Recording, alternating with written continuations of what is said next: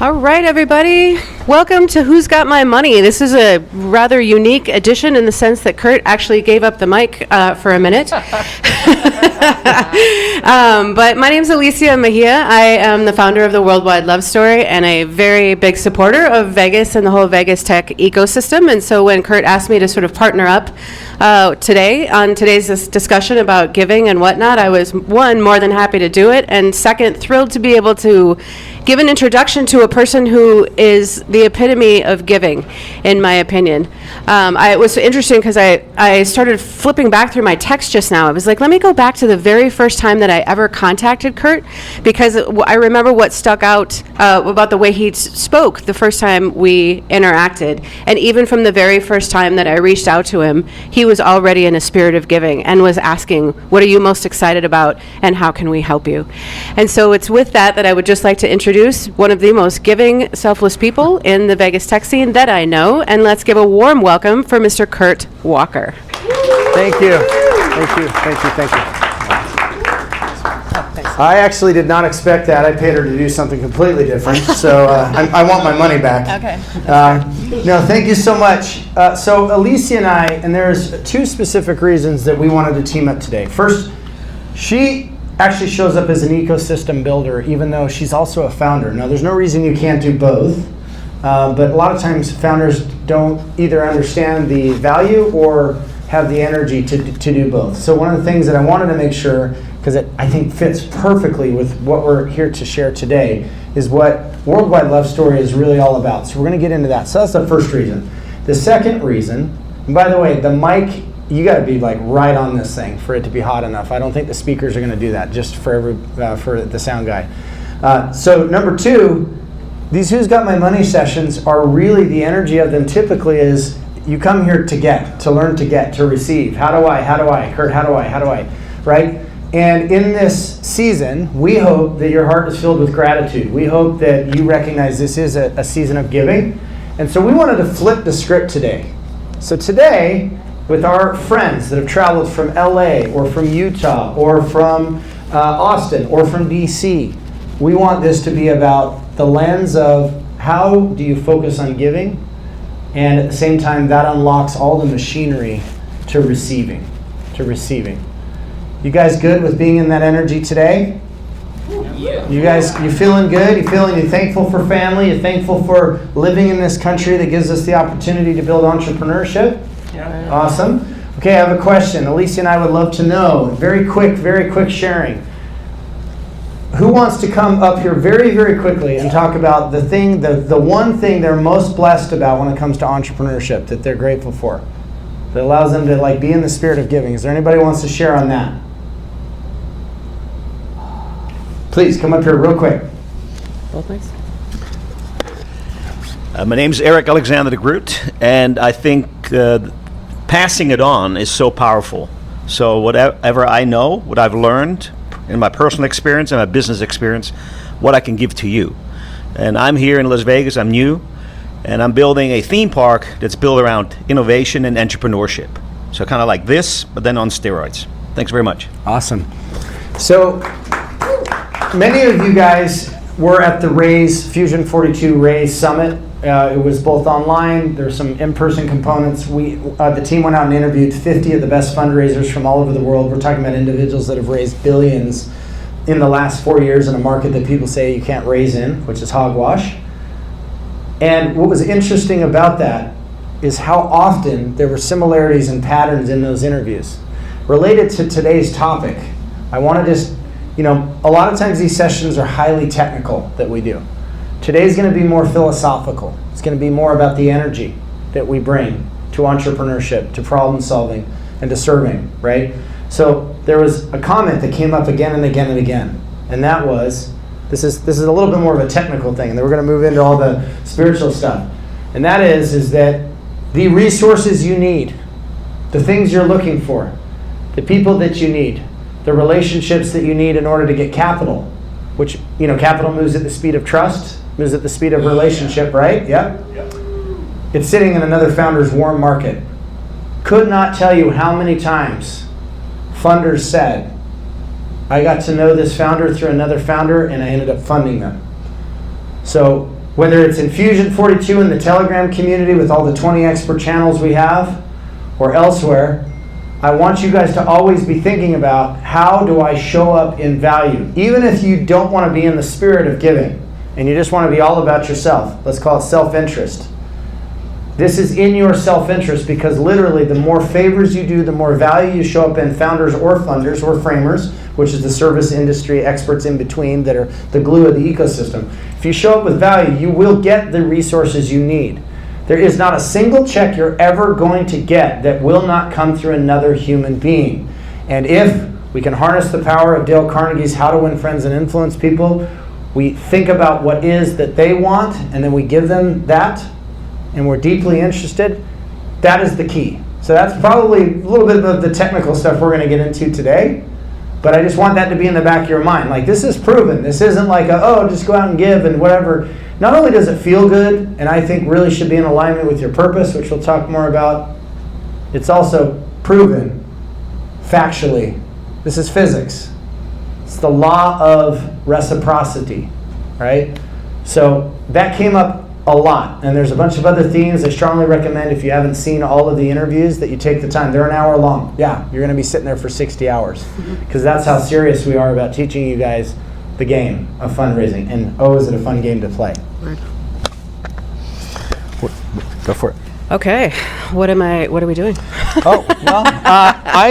I think let's talk about Worldwide Love Story. Okay, cool. That I can do. So it's interesting when we were bouncing back and forth ideas on why this was an interesting topic and how the Worldwide Love Story fit into this. What I'm doing with the Worldwide Love Story is we're really on a mission to raise the vibration of love on the planet. And one of the ways that we're doing that is that we're collecting love stories from all around the world, but we're looking for real stories of real people in love who've been through some shit and still chose love in whatever capacity that looks like for them. And the idea behind it is that the more of us that share these stories that it took for us to get through the hard times, that we sort of crowdsource and make it easier for those of us who are going through a hard time to either make better choices or have better examples and just make better decisions and get back to the business of loving faster, if you will. And it's an interesting component about it, because what we're really asking is people who have these love stories to be in service of giving. Really, right? Like, there's an altruistic thing. When I ask people to share their love stories, I go, could you imagine if even one person gave love another chance just because you decided to share your story? Like, what effect, like the butterfly effect, could that have on the world if you did that? And so it's such a great topic to sort of bring into this time of year, because I go, this is all about, in a sense, when we think about giving, it's the law of reciprocity, but there's such an importance in giving when you have no expectation of when or if it might even come back to you. What if the reciprocity gets paid forward and hits you and doesn't necessarily ever come back to me? That needs to be okay too, in a sense. Yeah, one of the best fundraisers that was at Raise, he raised almost $1 billion the last 4 years. We were talking on the phone yesterday, and he said, the best giving is when they don't even know about it. Yeah. When that's not really the motive, is to be known for it. So that, I'd love to put that out. I want you to take a minute to describe the business model of Worldwide Love Story, because we're all founders here. We want to understand, right? We understand that the world does run on love, actually, but the world also runs on value exchange, which is money as the byproduct of that. So let's run through that real quick, and then we're going to introduce you to some of the giving friends that we have that have flown here to be with you guys here today. Awesome. Well, in the spirit of offering value first, the business model, if you will, for the Worldwide Love Story really is to build community first. And from that community, we determine what it is that the community wants, and then we build that, and then we build the products and services and hand them back. And so in that sense, it could go, we anticipate one of two ways. One could be the e-commerce route, where we're almost like fire and restoration services, offering goods and services to people to purchase and sort of do a DIY. The second model could be like a subscription model. Think of us as like the Calm app, but for love, is the second sort of business model. But the beauty of building community first is that we get to find out from the people what the people want, and therefore build the things. We're not building anything superfluous, because we're actually building what people told us they wanted. Yeah. You guys know that we're really big on community at Fusion 42. We're really excited. We have a pitch event during CES on the 7th. We have the Startup Awards on the 8th in January. And we already have over 1,000 people coming to our pitch event. Now, why are we able to do this day in and day out? Why is it like with the blink of an eye we can get 350 people to show up or a couple thousand people to show up at our F1 events? It's because we're community minded. So when you're thinking about Worldwide Love Story, one of the things I'd want you to think about is how it's actually smart that she's starting with community. So that's a go-to community, we call it GTC approach, and then you listen to what the people say that they need and you deliver it to them and they're willing to pay for it. And this is how you should also be operating around your funders. Listen to what they want, listen to what they care about, financially and personally, and that will start to give you the keys of how to serve, which unlocks the receiving. Speaking of a guy who's a developer, and so you wouldn't think is constantly bringing high quality connections to Fusion 42, I'd love to have my very good friend, Mr. Eric Perez, please come up on stage real quick. He is part of the development team at Fusion 42. Met him at Investment Week LA. You're going to grab that mic right there. Right. And he's got a little story for us. We're so grateful that him and Anna Paula chose to come out and hang out with us and come to the charity Christmas party tonight. I know you're ready to get on your red Speedo and be Santa tonight, aren't you? Yes. Oh my gosh. All right, this one. All right. Tell us the story. Yeah, so I do have a story from an investor that inspired me, but I also want to say a thank you because definitely I really appreciate all the help that you've given through advice for myself and Scenario, a company that I invested in. It's been incredibly helpful, so thank you there. You're welcome. And yeah, so the story I want to share is from Ashley Bell, an investor that really inspired me. I always try and find entrepreneurs and investors that focus on making a positive impact in the world and a positive change. And he's definitely one that I feel is able to find success and still make that positive investment, a positive impact in the world through his investments. One strategy and investment that he has worked through is purchasing foreclosed homes, very low costs. And he worked out deals with particular banks in the Midwest to be able to purchase it for $1 and then be able to invest into it to bring back the home to a point where it can be sellable, livable, and hold that equity value. Then he works with families in need to be able to offer them this home. And for the mortgage, they simply have to go through a financial education course. And then he's able to provide the home for them through the loan. And they're able to walk in with equity. So now this it makes a huge impact for the people in need, but then also it is a very solid investment for them because they are walking in with equity. They're very easily able to refinance and pay back that loan. Awesome. Love it. Thank you so much, Mr. Eric. If you guys want to hang out with Eric and Anna, come hang out with us tonight. Thank you so much, buddy. All right.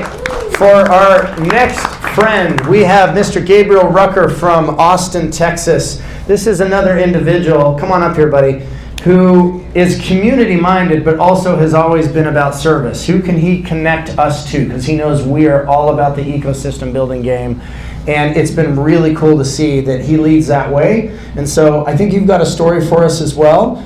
You're actually building a startup as well that's extreme. It's basically community is kind of the business model. So if you can extremely briefly explain what that is and then give us your story. Yeah, so hi, I'm Gabriel Rucker. I'm the CEO and co-founder of Founding Titans. I'm also a local area director for Founder Institute out in Austin, Texas. Yep.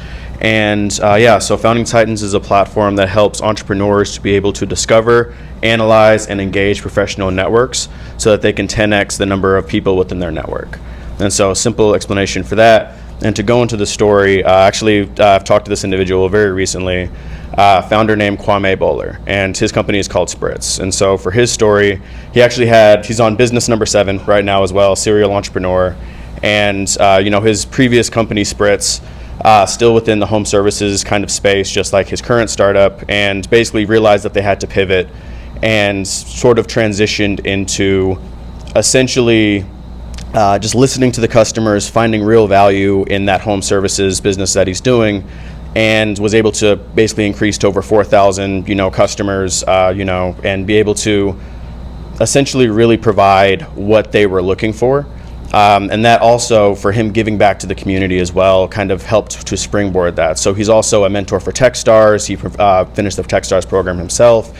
He also is a mentor for Founder Institute as well. He's had multiple speaking engagements. He just recently spoke at Afrotech. He's going to be speaking at South by Southwest this year. And all of those engagements aren't because, he was essentially trying to do it for himself, right? He's a huge advocate for finding funding for underrepresented founders, for being able to essentially just give back his knowledge and expertise, and also just continue learning. And he's been able to apply that to every business that he's had, and keep that humility as he's continued to build throughout. Awesome. Thank you so much. Isn't it cool to watch how these founders make karmic deposits? They're sowing seeds. They're watering the seeds. They're patient with the relationships. Thank you very much, buddy. So good to have you here from Austin.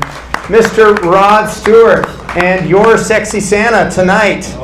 Mr. Rod. So Rod and I, he's a CrossFit champion, which I'm sure you will see tonight when the clothes come off. But anyway, Rod and I are mountain bike buddies. He looks, let's be honest, he looks, do not walk in front of the camera, please go upstairs. Thanks. He looks like the super athletic one, and that's fair. You're the athletic one of the two of us. I'm the crazy one. So when we're mountain biking, he's like, dude, you're out of your mind. I'm not doing that. Anyway, Rod, it's so good to have you here. You've done some cool things in nutrition. You've got some cool things you're working on now. You certainly give us a very brief update, and then let us hear your story. Okay. Well, Kurt kind of surprised me today, but I'm so happy to be here. So like he said, we go back. The way you do one thing is the way you do everything, they say. And so just a crazy guy and daring and just does it. I'm so proud of him. My background is in supplements. I had some accounts with Costco and Vitamix that were kind of my that was a sweet gig, That bro. was a sweet gig. It didn't last forever, unfortunately, but it was really cool. But I don't know, when something that came to my mind, and it was actually kind of a case in point, like a live moment. I sat down, and Barry and Cosette turned around and start talking to me, and it's just the epitome of reciprocity. Like, it was all about me, what do I do, how can I help? And I just left that conversation thinking, how can I help these people? It was just this really cool thing, like a seed planted, and so that was a good example. But I just wanted to share. Who are Barry and Cosette? Yeah, I just met them. They're waving their hand right there. They're new friends. But the new friends, he's the one that turned around to me. He initiated the conversation, made me feel like $1 million. And you start talking up here about reciprocity, and I'm going, these guys should be coming up and giving the speaks. Like, they just nailed it. That's great. So it was really, really, really cool. But this came to mind, just a little psychological experiment that was done that will tie into reciprocity. I'll just share real quick. But it's a bowl of mints that were normally just put at the front of the restaurant, and you could grab them, and that's it. Well, then they did a little experiment, and they had the waitress give a mint after serving them, right? And tips went up by 3%. It's like, okay, that's kind of unique. We already had these resources. We're doing it in a different way. And then the other thing they did is they said, let's give the people 2 mints, have the waitress give them 2. So they doubled the giving, right? Tips went up to like 11, 13%, something like that. Pretty cool. Last thing they did, let's have the waitress, the server, give them a mint, go away, return with another mint, and say, hey, I was just thinking about you. Here's another mint you might want. Over 20%. So the moral of the thing was, yeah, law of reciprocity, right? Like, we give something and we get something in return. But what if we give double that? Okay.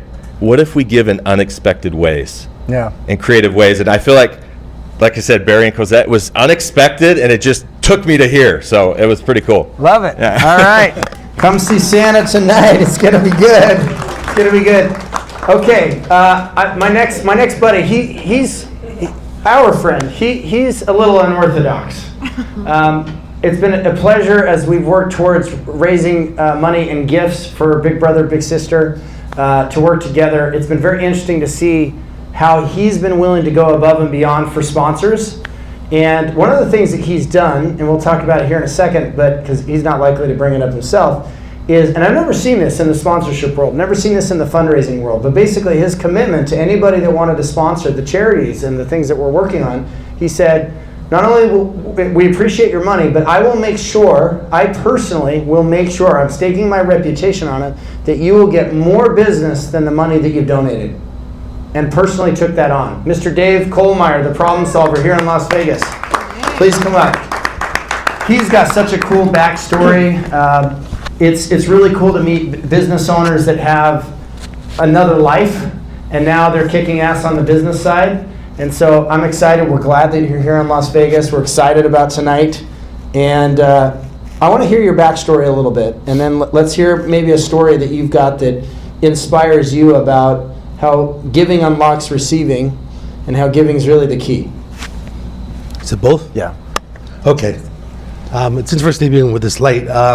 Everyone can hear me okay? Yeah. So basically, I'm Dave Coleman. You guys heard me a little bit story outside. But I'm a police officer by heart for 17 years. Started as a New York City police officer. I wanted to make more money and have a better life.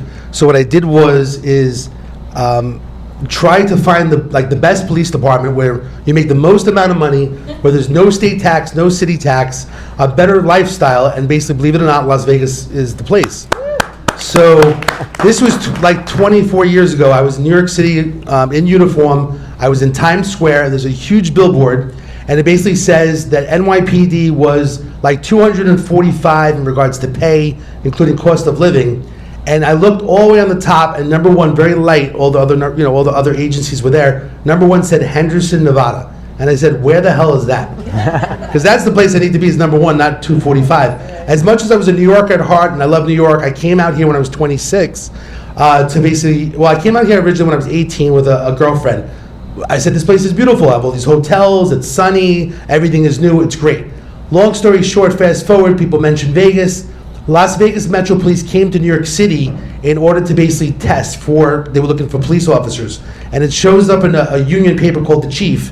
And it said, Las Vegas Metro Police starting salary, $52,000, which was a lot of money 23 years ago because the starting salary of a New York City officer was $29,000. So I said, wow, $53,000 is a lot of money plus a better lifestyle. So long story short, 13 police exams by choice. I was NYPD for 3 years.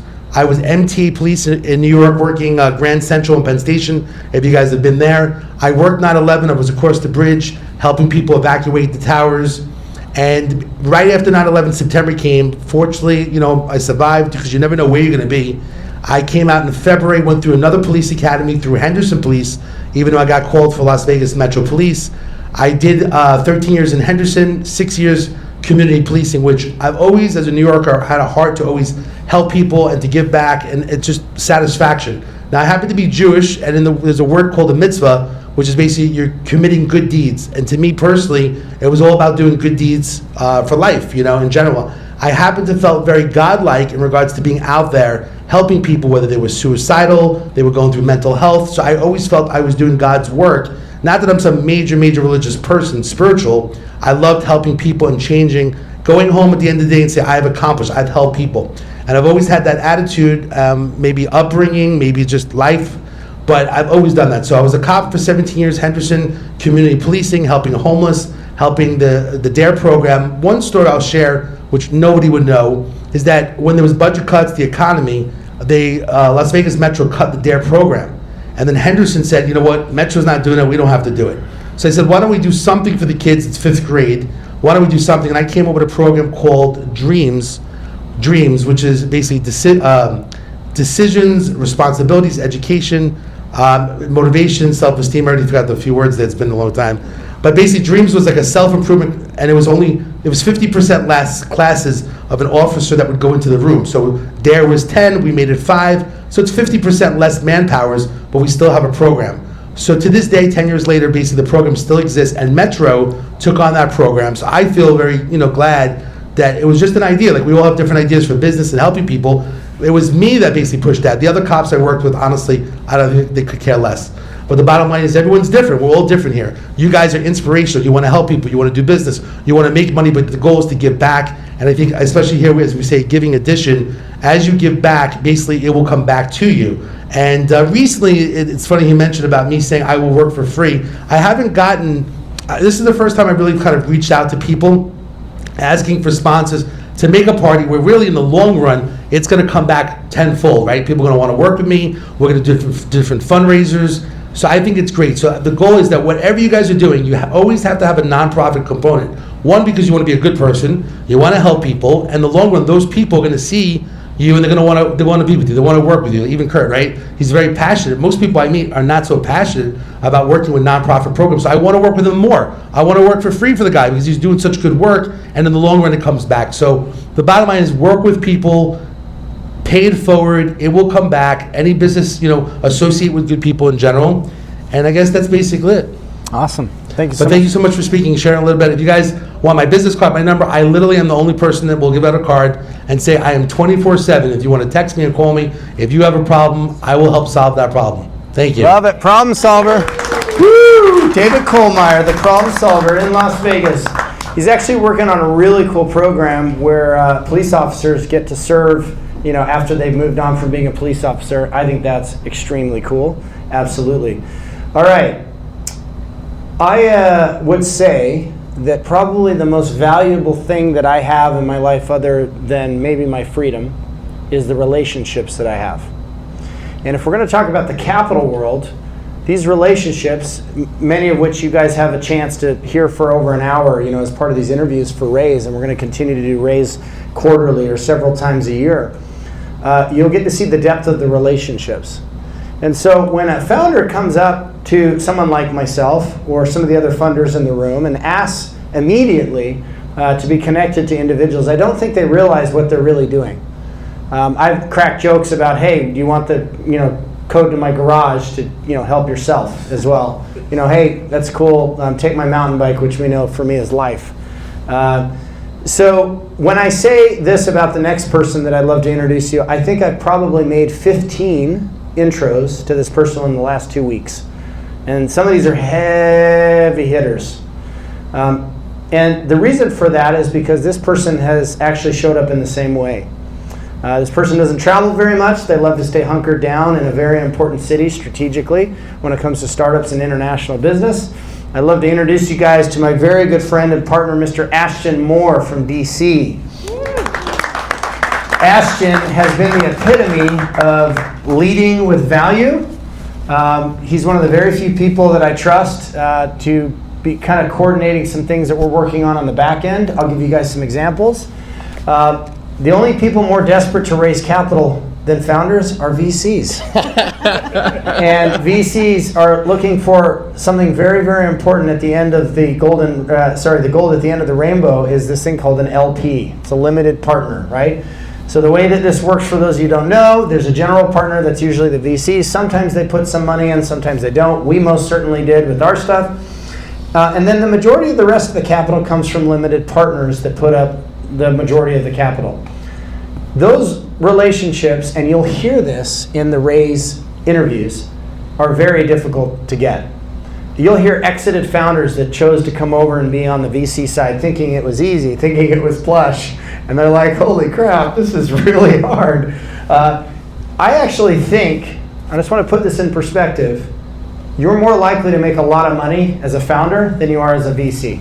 I know this from being on both sides.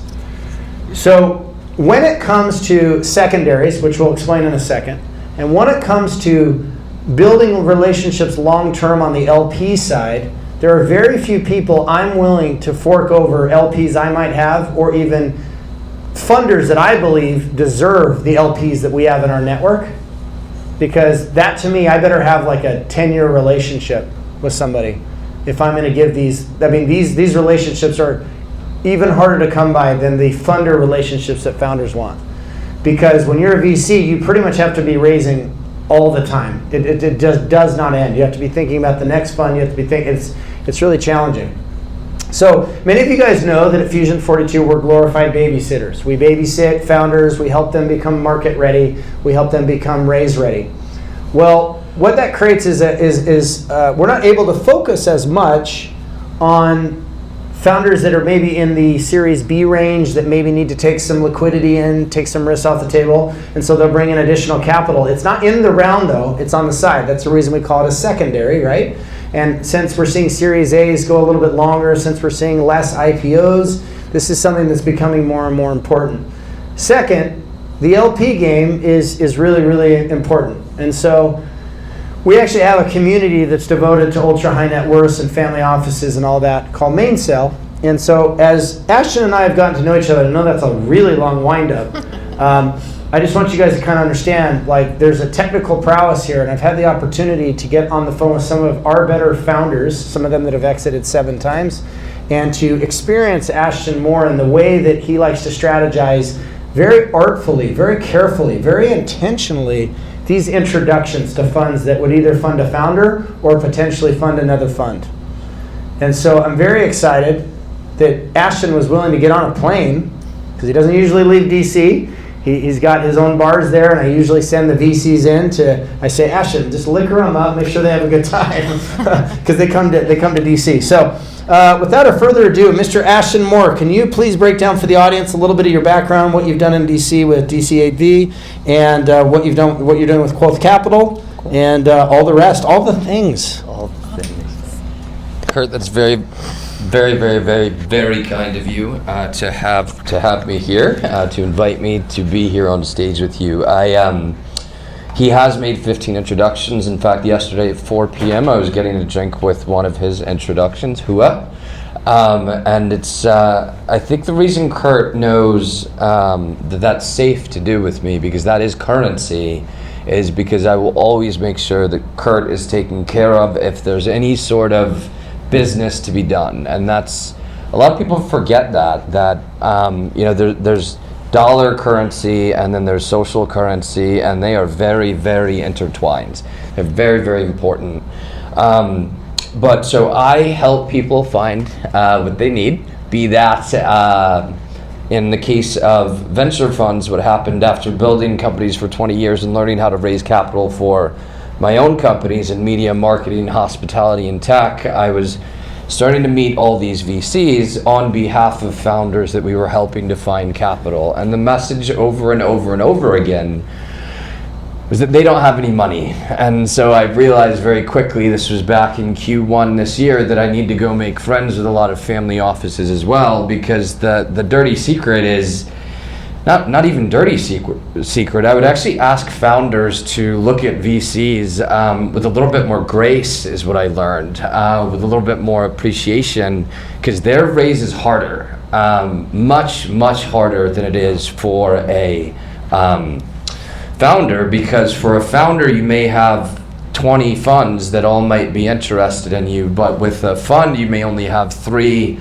family offices that would be interested in investing in you, and the institutional investors aren't going to go in until you're 50, 100, 150 million dollars of funds managed, whereas most emerging fund managers usually start out at 5 to 25 million, and all that money really has to come from family offices. So it's very hard to, that's just, people who have had, good exits maybe. I mean, sort of the latter is, you have a family office that goes into a venture capital group, that venture capital group goes into a founder. In a perfect world, this is what Kurt and I love, is that founder will actually have that IPO or that dollar event that allows them to move up to the top, where they then invest as a family office. Founder funders. Founder funders, we love them.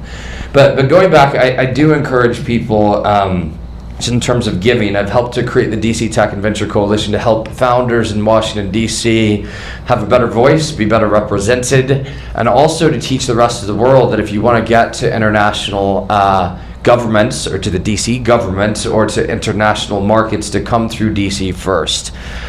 I've been volunteering probably 30% of my time with that and other organizations, at least in this past year, and really haven't taken in a dime from that group to my wallet, but I've probably been repaid times 100 in terms of relationships that we've built, not just 10, but 100-fold. And in terms of giving, by the way, everybody take out their phones and write down the book Go Giver by Bob Berg. And Great book. Great book. I'm going to give one hint that took me about 20 years to realize, which is what I do today.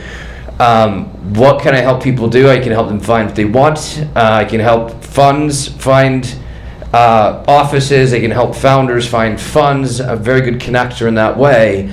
And I shout that now because previously what I didn't do is talk about what I do, and I would just give until it hurts and give until it hurts. And you can give until it hurts, but only if you shout to the world what it is that you do, so that they can then reciprocate in kind by helping you shout from those rooftops of what does Ashton do? He can help you find capital. And so I say that over and over and over. Well, I give over and over and over as deeply as I possibly can, and it all comes back because people get to know what I do. So something I want to share about how Ashton works, he's more likely to want to work with you if you've already worked with Fusion 42, because he's not a babysitter like we are. He's not there to help you get market ready. He respects it, he understands it, but this is the reason why it's a great relationship. He's not there to duplicate all the resources that Fusion has. He's there to do very targeted raises that we believe in, and it makes sense for his network. He does a lot of dual use stuff. Dual use is a fancy way of saying things that were designed for the government or for the military that also have commercial purposes. Back to the Go Giver, Bob Berg is a friend of mine. I'd be happy to donate an audiobook copy to each of you guys of that book if you guys want. You follow up with me, please let me know. It is worth the read. It's simple, it's timeless, it's beautiful. So that's number one. Number two, I want to put this in perspective. It sounds a little abstract what Ashton's doing. Let me clarify. Why does he want to go after the LPs? Because it's tough. It's tough. He's always thinking about the founders. This is actually a founder play. What he's thinking in his mind is, if I brought you the LPs to your fund, you're going to listen to me when I bring you a founder. If I brought you capital to deploy, dry powder for you, then when I bring you a founder, you're going to be paying attention. That is what he's really about. That's what he's really thinking. He's thinking about the founders long term. Right? And he's willing to do what's required, which is to show up with a standard of value. There's nothing a fund manager values more than LPs. Nothing. Because they're on planes, they're flying all over the place, they're having to kiss babies. It's very difficult. Something else. Guys, fundraising is a sales cycle. Think of it like it's an enterprise SaaS sales cycle. Software as a service sales cycle. Where you're selling something that's 50 grand, 100 grand, 200 grand, right? Raising money for LPs or from LPs is an even longer sales cycle. You hear this in the raise content, where some of the exited founder funders are now saying, oh my gosh, I'm going out and raising, and I didn't realize I'd be waiting 3-4 years on the relationship. Some of them are like, come back in 6 years when you've done this, this, and this, and then we'll think about giving you money. And why is it more difficult? Focus. When you look at a project, you know what the project is. But when you look at a fund manager, the fund manager is saying, I can find better projects, better founders, better alpha, better return than you can find. And they're not describing a singular project. It's very abstract. They're basically saying, I'm going to go do this for you. Does that make sense? That's challenging for the mind. The mind likes to understand what's sitting in front of it. Because typically, investors that do really well invest in things they understand. This is the reason why Buffett has been so successful. Now, there's always vision, there's always abstractness when you go out and you build a startup, when you're investing in a startup. But to basically tell somebody, and sometimes these funders will have a couple of projects in the can, right? But to basically say to them, hey, look, I can do better. I know where to find the best founders in the world that you don't have. That's a big, bold statement and a promise to be making. Increasingly in a world, everyone, where some VCs over the last several years have not returned capital, which has made the entire asset class more challenging for those that are out raising. Can I add something on that? Thanks.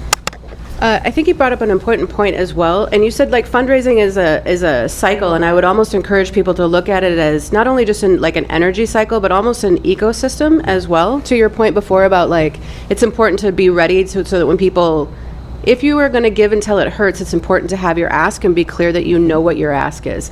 Because when we give, sometimes there's no award given for being a martyr and over giving and not allowing for your own piece of the reciprocity. So I just want to invite people to remember that it's a cycle and to be remember that you're a part of that, and don't deprive people when they're ready to reciprocate to you that you are also ready to receive that with a very specific within a very specific way, that you're going to put that gift back and into the ecosystem in a useful way, if that makes sense. That's so true. I mean, I martyred myself for 15 years by not being, and again, the clarity on the ask is wildly important, so thank you so much. It's, you have to say something where others will remember how they can help you, like something that makes sense. Like for me, it's like my number of introductions to families and funds is wild, because I just say, look, I help funds like find LPs, and people get it and they go, oh, you should meet my friend who's thinking about doing angel investing. And by the way, I want to give everybody the spiel. Here's what you say to somebody who's thinking about angel investing, any substantial amount of money. You sit them down for a coffee and you say, do you really want to do the due diligence? Do you really want to get into the muck and mud with the founder? Do you really want to have to try to find 20 individual investments to diversify the asset class enough for you to potentially get a reasonable return? And also, do you really know how to pick them? Like, why don't you simply go find a fund, a small emerging fund manager who has 20 years of experience in the category they want to invest, who maybe has 10 years or 20 years at an investment bank, maybe not. I'd look for either deep experience in an industry or deep experience in finance. Both of them are good. A blend is best. But a lot to ask for, and just go invest in that fund manager. They're going to work for you 40 to 60 hours a week and use their network to find all the right people, and all they're going to do is focus on finding that right fit investment.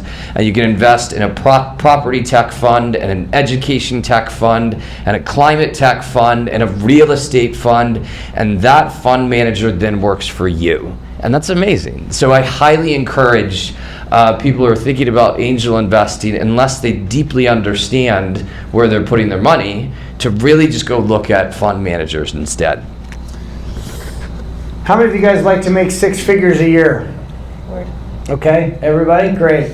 How many of you guys would love to work 60 plus hours a week for years on end and to make less than $50,000, $60,000 a year? Doesn't sound super appetizing. Guys, you need to understand the math of how funds work to put it in perspective. These fund managers don't make very much for 10 years. 10 years. And they are not in control of you. They're not in control of your baby, and they don't even have the majority of the equity in your company. I want that to really set in. You really only start making some decent money on a yearly basis from the 2% that is the average that a fund will have to pay its team, unless you're into the couple $100 million, right? If you're running a smaller fund, you're making peanuts for your time. I don't think most people know this. I think most people think VCs are fat cats making all this money. Anybody that's investing in venture, whether it's an angel or anything all the way up the food chain, they're making very little money relative to their time for years on end. And here's the other thing. Control. They don't have it. They're at best the coach at the edge of the field, telling and encouraging and admonishing in some cases the founder to make the right plays and to make the right actions and moves. It's very difficult, and there's a reason why you can think of, I think being an investor is way harder than being an entrepreneur by a factor of 10. And here's how I know this, little test. How many amazing investors can you guys name? You can name hundreds of great founders, hundreds of great entrepreneurs, but you can name, usually people get Warren Buffett, and then that's where the list ends. They literally get, and they can't even name any of the big venture investors. They can't name the best super angels. It's because they're nobodies in the larger marketplace. So again, some distinctions to kind of understand, like be grateful for anyone that's willing to entertain investing in you, giving you time, referring you to somebody else, because they're giving to you. Guys, they have over 100, and in some cases 1,000 founders a month that are hitting them up. It is an absolute onslaught. And I know people don't think it's very PC of me to do this, but it's like the belle of the ball that's getting asked by every single suitor out. And they're having to quickly make a decision. And it happens to be that funders, male and female, are imperfect. And they have biases, and they have things they know and things they don't know. And so they're making snap judgments immediately. So coming back to giving, if you're the founder that does the thing that nobody else does, where you find out what they care about first, and you lead with value, find out about anything you can that you can use as leverage to give value. And the value needs to stand on its own, whether they do anything about it or not. But if you do this enough, you start to win friends, and not just influence people, but you start to win friends and funders, and anybody that's necessary to fuel your ventures. We call this capital discovery, by the way. This is an art form. It is the key to raising traditional capital, and it is absolutely required if you're going to do sponsored capital, where somebody writes you a check and it's not equity and it's not debt. Okay? Sponsored capital is neither of those things. It ends up as revenue. It's only the most skillful founders that will ever have the patience, the relationship skills, the people skills, and actually the wisdom to play the long game to pull down sponsored capital. And I want to thank you. I want to give. I finally figured out. I saw your thing about do there, but so I was like, why am I holding this? But I want to give 3 tips. Let me see if I can remember them. First, you want to give to the venture funds by giving them time back. How do you give them time back? You actually look at their website and their portfolio companies, and you say, do I look like them? Do they want to talk to me? Am I interested? Do I fit their thesis? And if you do that, you're going to realize that 9 out of 10 of the funds that you were going to go after don't invest in you, and you've just given all these VCs all this time back so they can focus more on investing in the things that they love. That's very easy to do. A lot of people don't, and that's why it's hard to get them on the phone or hard to get your emails answered, because so many people are wasting their time. It's brutal. Tip 2, if you are similar to their portfolio companies, when you reach out to them and say, hey, can we talk, can we pitch, can we get to know each other, offer to help their portcos. It's amazing. I always do. Like, I go, how can I help your portfolio companies? And then I help them with connections, with a quick chat, a 30-minute about maybe somewhere where they're stuck. And that means the world to them, because you're helping them potentially have a higher multiple on their return by helping their most important thing, their investments. Third one, I've completely forgotten. So I'll just share one other tip that when I did our first venture raise for our advertising technology company, somebody said, Ashton, the number one thing you can do to make sure that your raise is a lot easier is know the investor before you ever ask them for money. Yes. And so if you're thinking about raising in June, just go start asking right fit venture firms if they'll meet with you to prepare for your raise, so you can pull down some advice from them, and remember to think about how you can help them back somehow. Can I contribute to that? First of all, love all those tips. And second of all, I would just like to bring it back to love for a minute, because that's what I do. But one of the things I would also invite you to think about is almost like, think about it as in terms of love languages. Because when we go to give to people, if I give to you in a way that you could give to shits about, then it doesn't really matter. I'm simply giving from a place of what matters to me. There's an important thing to consider in terms, and this is where the relationships come into play, right? The more you get to know someone, the more you understand what they value and how to best give in a way that is impactful to them, not just in a way that you insist upon, if that makes sense. Love languages. I love how intuitive Alicia is. She doesn't know that we've actually been developing the funding love languages. So if you guys are not familiar, there's 5 love languages, and they basically, everybody feels love in all the 5 ways, but if you really know somebody, you will be able to learn what it is that really resonates with them, and pay close attention. There's giving and receiving. Sometimes we give in a certain way, but we love to receive in another way, right? And then there's a hidden 6th love language, especially for me, it's called food. So one of the ways that Fusion does our absolute best to love on you guys on a weekly basis is we take the time to go scour the internet and the worldwide interwebs and the ethers to find the new funds with fresh capital to deploy for you. I want to give you guys some numbers here, because I wanted to put this to the test. If we're bragging about how awesome it is, this big scraper that we built, this data ingestion engine, how good is it?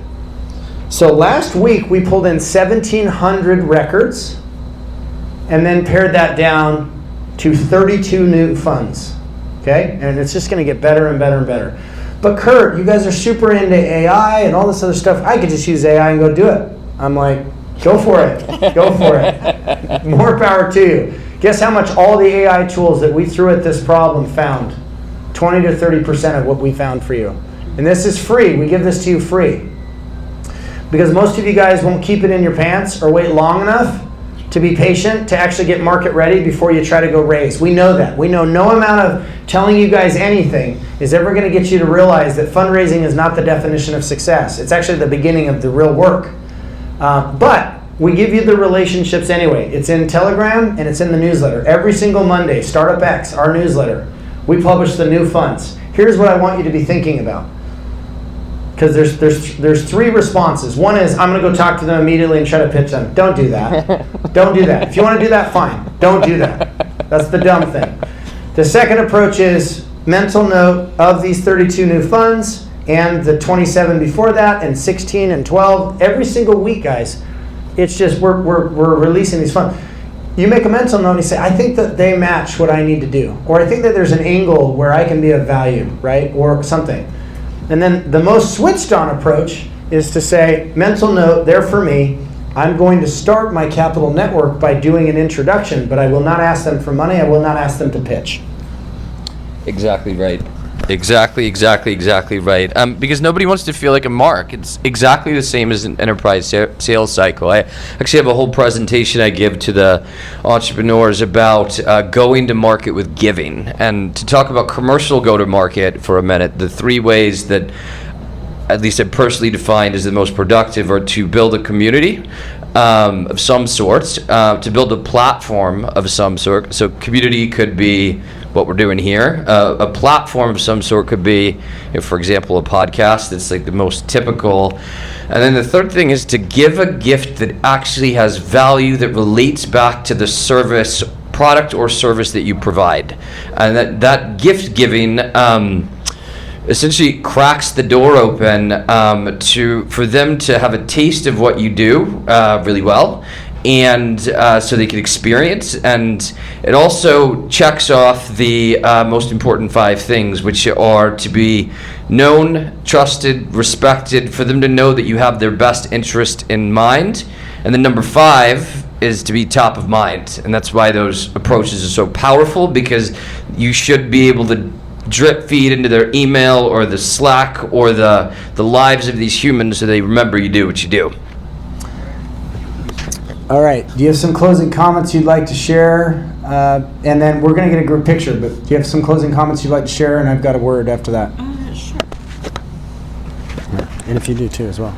I would just like to, if you're in a place where you don't necessarily know what you have to offer, I would just think about things that other people come to you for advice on. Because sometimes when we think about this need to offer value first, sometimes what we consider to be easy for us is something that's very difficult for other people. And so you have a wealth of resources that are available for you to give that don't necessarily mean that it would cost you necessarily beyond time, that would be of high value to other people. So that's my invitation, is just to consider non-traditional ways to contribute.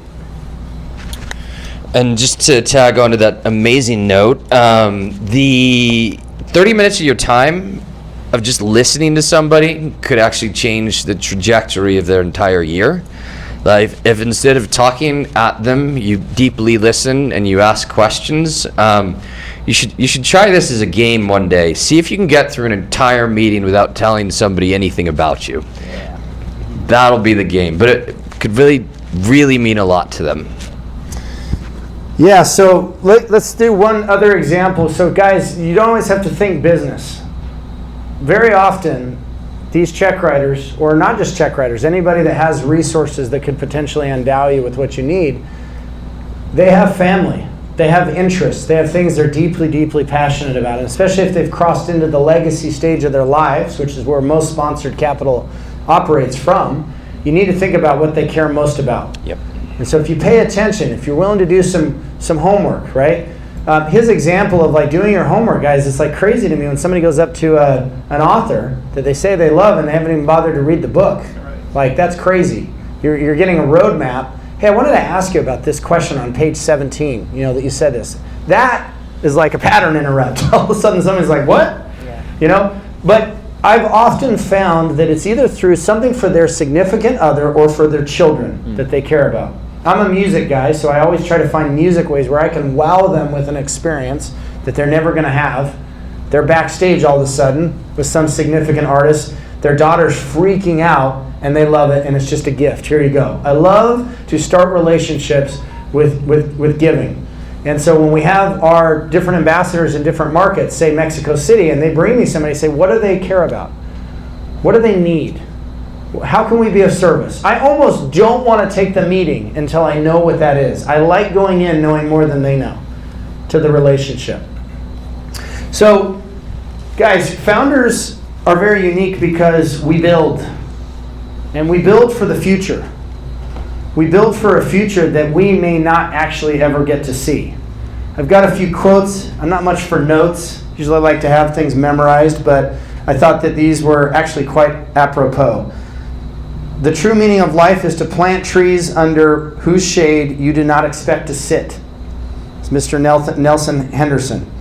You've not lived today until you've done something for someone who can never repay you. Mr. John Bunyan.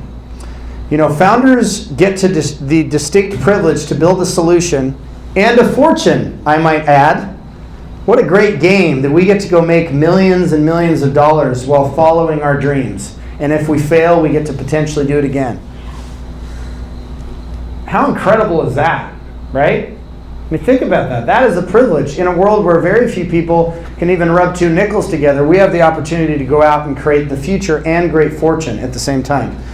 So I would encourage you guys to make sure it's not just connected to income, but also to impact.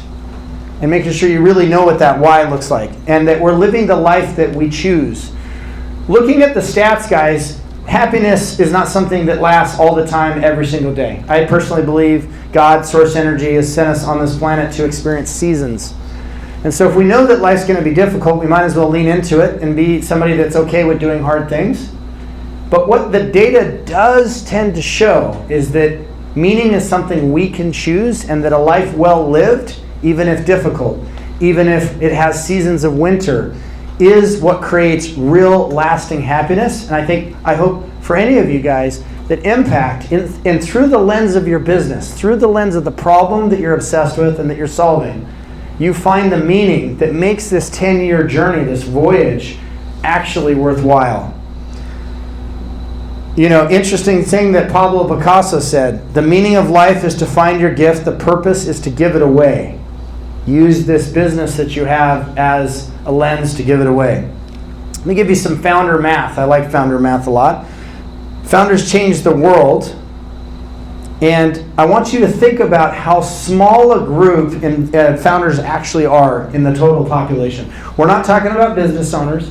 We're not talking about small businesses. They're incredible, love them. They're a third of the lifeblood of the United States economy at the very least, right? And even beyond. But founders are a special kind of crazy, right? We are out of our damn minds. Well, yes, I am out of my mind. Thank you. I'm so glad you recognize that. I'm on a journey, yes. I have a friend right now, one of the individuals that I interviewed, that is the first human being to trek on foot across Africa. Sorry, not Africa, Antarctica. And he went and raised a couple $1 million to do that. For that distinct pleasure to do hard things and to cross Antarctica on foot. The guy's out of his mind. And it was cool. In the interview, he shows his fingers. He's missing fingers from the last time he tried this. Crazy. But he loves to see what's in the fear. When he's all alone, it's dark, it's windy, and he's pulling a 400-something pound sled behind him. That's crazy. Guys, founders, we are the minority. But if you look at the math, we punch way above our pay grade. If you go look at the companies that are changing the world in AI, blockchain, you name it, online internet, whatever, they are all startups, all of them. Startups are so big, they are bigger than the entire GDP, gross domestic product, and income and economies of entire countries. So we are the few. We are the few. We get to lead by example. We get to lead by excellence. And so I hope that you leave today with that energy, especially going into next year, heading into fundraising season in January. Never doubt that a small, and in this case, really small, group of thoughtful, committed citizens can change the world. Indeed, it's the only thing that ever has. Margaret Mead. Service to others is the rent you pay for your room here on earth, Muhammad Ali said. So here's the question I have for you that I'd love to leave with you guys today. If service is the rent, how much rent do you want to pay? Welcome to Who's Got My Money. We'll see you guys in January. Okay, come on down for a group picture real quick. Thank you so much. Thank you so much. We've got lunch for you guys. Thank you, Mr. Ashton Moore. Thank you, Miss Alicia Mayer from Worldwide Love Story. Thank you, Mr. Rod Stewart, Gabriel Rucker, Eric Perez, and David Kohlmeyer. Come on down. Don't be shy. Quickly, quickly.